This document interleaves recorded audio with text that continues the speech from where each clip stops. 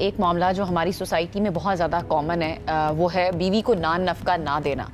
शादीशुदा ज़िंदगी के दौरान बीवी को नान नफ़का देना और तलाक के बाद नान नफ़के का मुतालबा एक ऐसा मामला है जिससे बेशुमार ख़वातीन अब मुतासिर हो रही हैं। हाल ही में इस्लामाबाद हाई कोर्ट ने एक अहम फैसला भी सुनाया इससे रिलेटेड, जिसमें बीवी और 2 बच्चों के लिए 75,000 रुपये माहाना नान नफ़का मुकर्रर करने के अबूरी हुक्म के खिलाफ शौहर की दरख्वास्त को अदालत ने मुस्तरद कर दिया। यानी शौहर ये दरख्वास्त लेके ही क्यों गया कि मैंने नान नफ़का नहीं देना। इसके अंदर बहुत सारी चीज़ें हैं, वी डोंट नो कि शौहर जो है वो अफोर्ड कर पाता है या नहीं कर पाता, उसकी तनख्वाह कितनी है और हमारा कानून जो है इस सिलसिले में वो क्या कहता है। इन सारी चीज़ों को हमने डिस्कस करना है, इसीलिए हमने इस सेगमेंट को प्लान भी किया सो दैट हम खुद भी एजुकेट हो सके इस मामले पर और तमाम देखने वाली ख़वातीन जो हैं उनको भी एजुकेट किया जा सके कि दीन की तरफ से क्या जिम्मेदारी शौहर के ऊपर डाली गई है नान नफ़के को लेकर, हमारे आइन ने, हमारे कानून ने क्या जिम्मेदारी डाली है और इस वक्त हमारी सोसाइटी के अंदर हो क्या रहा है, स्टैट्स क्या कहते हैं। इन सब चीज़ों को हमने डिस्कस करना है और उसके लिए हमारे साथ बहुत ही पर्टिनेंट पर्सनैलिटी, एक पर्टिनेंट गेस्ट मौजूद हैं। सीनियर एडवोकेट हाई कोर्ट है आलिया ज़रिया अब्बासी साहिबा, उन्होंने हमें ज्वाइन किया। आप इनको अक्सर देखते हैं हमारे शोज़ के अंदर, एक मरतबा फिर से तशरीफ आवरी हुई है इनकी।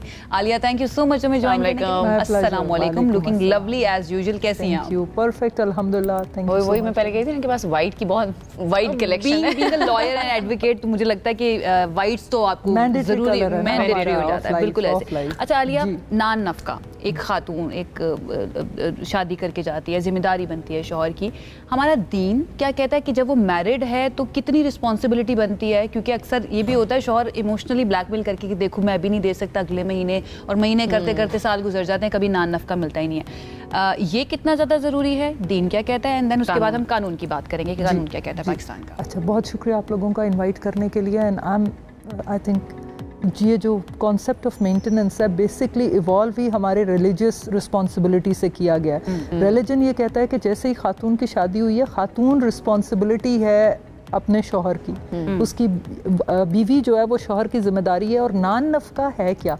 नान नफ़का और हक महर दो अलहदा चीज़ें हैं। हक महर वो है जो निकाह का बदल है, जो जिसके इवज़ उसने निकाह किया है, आपने वो हर सूरत में वो हलाल आप पर तभी होगी वो खातून जब आपने वो हक महर अदा किया। और हक महर की रकम लाख है, 2 लाख है, 10 लाख है, वो खातून ने मुकर्रर करनी है अपने सोशल और फाइनेंशियल स्टेटस के मुताबिक, not in accordance with husband social status, ठीक है। और आप बीबी फातिमा तो ज़हरा का अगर आप देखें कि उनके हक महर के लिए भी हज़रत अली करमल्लाह वजहो को बोला गया था कि आप ये ज़रा बख्तर बेचें और आप जो है वो अरेंज कर लेकर आए हक महर। Then comes maintenance.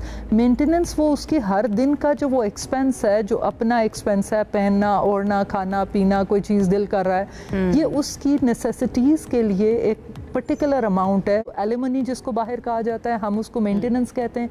और आप वो हर सूरत में सूरह निसा के अंदर भी इसका तज़किरा है और मैंडेटरी है कि वो आपके हस्बैंड ने अफोर्ड करनी है in accordance with his financial means. अच्छा, लेकिन अगर हिज फाइनेंशियल कुछ परसेंटेज जो है वो फिक्स की जाएगी जी। अच्छा, इम्पोर्टेंट ये है कि फॉर एग्जांपल अगर प्राइम मिनिस्टर है या प्रीमियर है तो प्रीमियर की जो सैलरी है उसके मुताबिकत में खातून का खर्च जो है वो मुकर्रर किया जाएगा। इसी तरह अगर कोई पीएन है तो 1% तो ज़ाहिर है वो नहीं हो सकती, तो ये अदालत की स्वाबदीद होती है, अदालत सर्कमस्टांसेस के मुताबिक देखती है। अभी जिस केस का इवन आप तस्करा कर रहे हैं उसमें आपने 75,000 रुपया बताया कि नान नफ़का मुकर्रर हुआ, 30 बच्चों का हुआ, 15,000 खातून का हुआ। अच्छा। तो हमारे यहाँ पाकिस्तान में एक बदकिस्मती ये है कि ख़वातीन की मेंटेनेंस अदालतें 5, 7, 10, 15 से ऊपर नहीं मुकर्रर करती, क्योंकि एक तो तरफ तो ये कहा जाता है मर्दों की जेब ही नहीं है, वो बच्चों का दें, बीवी का दें या किस तरह। अच्छा, एक खातून अगर काम कर रही है, एक वर्किंग लेडी है, वो अपना खुद भी अर्न कर रही है, उस पर हमारी शरीयत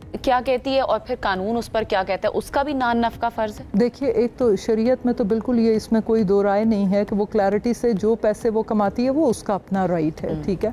वो कंट्रीब्यूट करना चाहे, आपको ये पता है ना कि दूध पिलाई के भी पैसे जो है वो मिलते हैं। वो अगर आप शरीयत पर जाएंगे तो वो और ज़्यादा स्टबन है और सख्त है in favour of the rights of women. But जाहिर सी बात है कि हमारे यहाँ हम वो सब नहीं कर रहे थे। कानून इस मामले में बहुत आई थिंक वेरी अनफॉर्चुनेटली कानून इतना ज़्यादा हमारे यहाँ अभी इवॉल्व नहीं किया in favour of women, particularly you know ख़वातीन का नान नफ़का बहुत कम उसमें मुकर्रर किया जाता है। अगर कोई भी और पिछले यानी अगर कोई खातून आकर कहती है, मसलन मैं एक केस आपको बताती हूँ मेरे पास, and that's one of the horrible cases that I handled. एक खातून थी, उनका 25-30 साल के बाद शादी के 4 बच्चों समेत हस्बैंड ने बाहर निकाल दिया घर से, और ना उसके पास, अच्छा वो छोटी मोटी कोई जॉब कर रही थी, अब 4 बच्चे भी उसकी जिम्मेदारी हो गए, उसके पास ना लिटिगेशन करने के पैसे हैं, ना वो अदालत जाने के लिए उसके पास पैसे हैं, और वो यानी शी वाज कंप्लीटली, वो जिसे कहते हैं ना पॉपर सिचुएशन, उसमें आ गई वो। शी वॉज दी वन जिसको इवन हमारा ऑफिस बेचारा पे करता रहा कि चलो जैसे तैसे इसके मामला जो है वो चलाए जाएं। अब ऐसी सिचुएशन में 30 साल जिसने अपना करियर सेक्रीफाइस किया और वो काम नहीं कर रही थी, वो ये बच्चों को पाल रही थी, उन 30 सालों के अंदर ये फैमिली जो है वो केयर कर रही थी। आलिया, हमारे यहाँ पे एजुकेशन भी तो इस सिलसिले में बिल्कुल नहीं है। अब हमें पता है, शायद पता भी होगा लोगों को, बहुत सारे लोगों को पता होता है कि दीन ने बहुत ज़्यादा हुकूक दिए हैं, लेकिन जब ख़वातीन अपने उन हुकूक की बात करती है तो वो जो सोशल स्ट्रेसर्स उनके ऊपर आते हैं या फिर उनको शेम किया जाता है। लाइक अगर एक खातून शादीशुदा है, खुदा न खास्ता सेपरेशन नहीं हुई है उनकी, और वो शादीशुदा है और उनको नान नफ़का नहीं मिल रहा है, वही जो हम इंट्रो में बात कर रहे थे, तो वो किस तरह से इस चीज़ को इंश्योर करे कि उसको नान नफ़का मिले? हालांकि उसको कानून कहता है कि वो ले सकती है, लेकिन वो अदालत नहीं जा सकती, हर रोज घर पे लड़ाई भी नहीं डाल सकते जो है वो खराब होगा। आपको पता है सबसे ज़्यादा इम्पोर्टेंट है role of women around them, जो the women who are supportive, चाहे वो सास है चाहे वो माँ है, वो कहती है नो नो बेटी खर्च आप इसका मुकर्रर करें। फॉर एग्जाम्पल आप ये कहते हैं अरे वो मेरे घर में रह रही है, खाती भी वो मेरे से है, भाई वो खाती जो है या वो आपके घर में रह रही है, दैट इज़ अनदर थिंग, लेकिन हो सकता है उसको कोई चीज़ ज़रूरत हो, एटलीस्ट उसके पास ज़्यादा राह होना चाहिए। इसका जवाब पता है क्या होता है? वो ये होता है कि भाई हमें तो कभी नहीं मिला तो इनको क्या जरूरत है। This comparison leads to I think another havoc, और इसी कंपैरिजन में या अपने कॉम्प्लेक्सेस के अंदर हम खवातीन अपनी साथी खवातीन के लिए ज़्यादा ट्रबल क्रिएट कर देती हैं। चाहे वो सास के रूप में आप देखें, मेल्स को या अपने बेटों को ये तरबियत देना कि मेंटेनेंस देना ये तुम्हारा फ़र्ज़ है, ठीक है।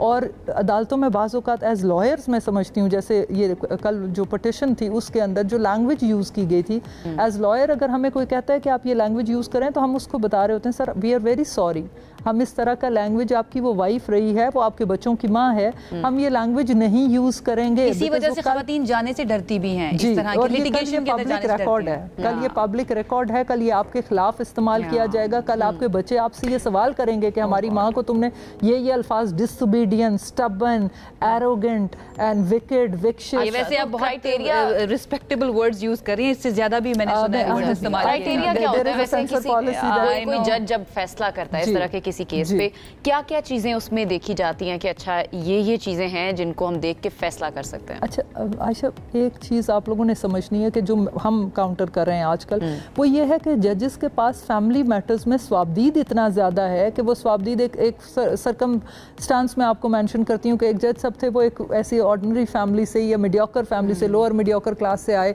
उनके पास एक केस गया और उस केस में 18 लाख रुपया पर मंथ बाप कमा रहा था, बेटी का मेंटेनेंस मुकर्रर हुआ, बेटी का मेंटेनेंस उन्होंने 35,000 रुपया मुकर्रर किया, विच किसी सूरत में भी अब 18 लाख वो कमा रहा है तो 2 लाख रुपया तो बच्ची का मेंटेनेंस कहीं जाना ही नहीं चाहिए। अब नेचुरली चूंकि द जज was not trained and the जज came from a family background जो कि बहुत एक लोअर मीडियोकर क्लास है, that had a impact on the case, स्वाबदीद के ऊपर उसका इम्पैक्ट आया।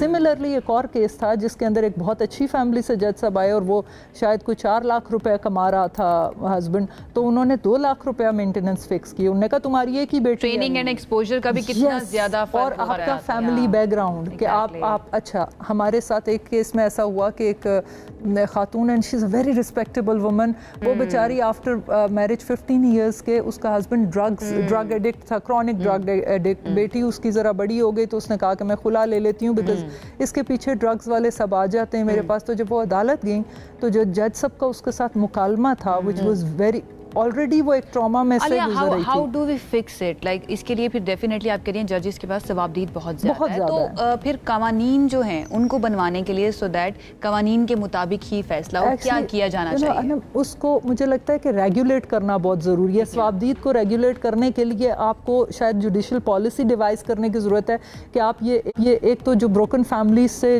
जो लोग हैं उनको आप जजेस अपॉइंट ना करें, बिकॉज अगर किसी की बीवी उसके साथ बुरा सलूक किया है तो वो फिर अदालतों में औरतों के खिलाफ ही जजमेंट्स दे के अपना डेफिनेटली इसके ऊपर बहुत ज़्यादा बात की जा सकती है। लेकिन आलिया, अब हमने तो बात कर ली कि जब कोई भी शख्स जो है अगर वो मैरिड हैं, कोई खातून मैरिड हैं, तो उनके पास क्या ऑप्शन है? उनके लिए बेहतर आप कह रही है कि फैमिली सपोर्ट जो है ना वो होनी चाहिए, फैमिली सपोर्ट करें। सो आई थिंक इसको इस प्रोसेस को ना आप लेस कॉम्प्लिकेट करें। फैमिली कोर्ट्स के अंदर बहुत ज़्यादा आपको लॉयर्स करने की भी ज़रूरत नहीं है, इसको जितना अभी किया भी है।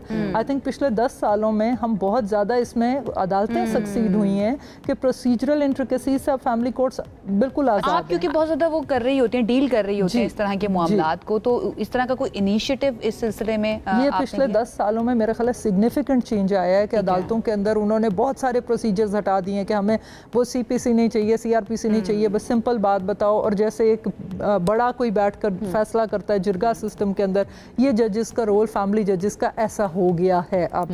अदरवाइज आज से 10 साल पहले या 15 साल पहले आप देखें तो इवन अगर खुला के लिए भी 7-7 साल लग जाते थे खुला के केस में। अब खुला का case maximum I think with in 2 months decide हो जाता है। अगर किसी खातून का नान नफका जो है वो फिक्स करना है और डिवोर्स हुई हुई है, तो कब तक उसने वो नान नफके के पैसे देने हैं? ये देखिए, जो अगर मैट्रिमोनी आपकी इंटैक्ट है, शादी इंटैक्ट है, तो उस सूरत में तो खर्चा ज़ाहिर है इंटरम मेंटेनेंस फिक्सेशन वो पहली 2 तारीखों में हो जाती है। जो फाइनल उसकी डिटर्मिनेशन है वो डिपेंड करता है कि कितने जोर के दोनों अतराफ से लॉयर्स आ जाते हैं, क्योंकि फिर हम वो डिले भी करते हैं, बाज़ औक़ात वो क्लेम्स भी ऐसे हो जाते हैं कि वो शायद 2 साल भी लग जाते हैं, 4 साल भी लग जाते हैं। वैसे प्रेफरेबली 6 महीने के अंदर कोशिश की जाती है कि इसको किया जाए, लेकिन 6 महीने में मैंने कभी कोई वो केस डिसाइड होते हुए देखा नहीं। अच्छा, इन द एंड आसान अल्फाज में अगर मैं ये समझना चाहूँ, आखिरी सवाल ये होगा कि सेपरेशन के बाद अभी तक कोई परसेंटेज हमारे कानून के अंदर फिक्स नहीं है कि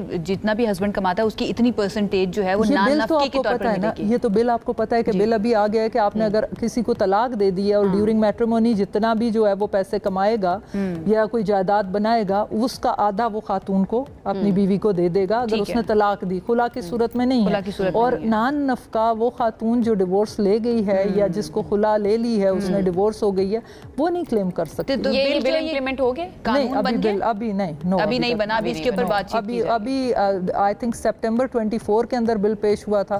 अल्हम्दुलिल्लाह स्टेक होल्डर्स को काफी सारे खौफ खदशे लाहक हैं इससे, सो अभी तक वो पेंडिंग है फिलहाल। लेट्स सी, अल्लाह करे कि इसको ये कानून बने, इसके अंदर जो है ना होना चाहिए। वो समझते हैं कि ये यूरोपियन है, लेकिन अगेन इसकी basis are deeply embedded in सूरह निसा, जो ये कहती है कि अगर आपने रुखसत भी करो, एहसान के साथ रुखसत करो।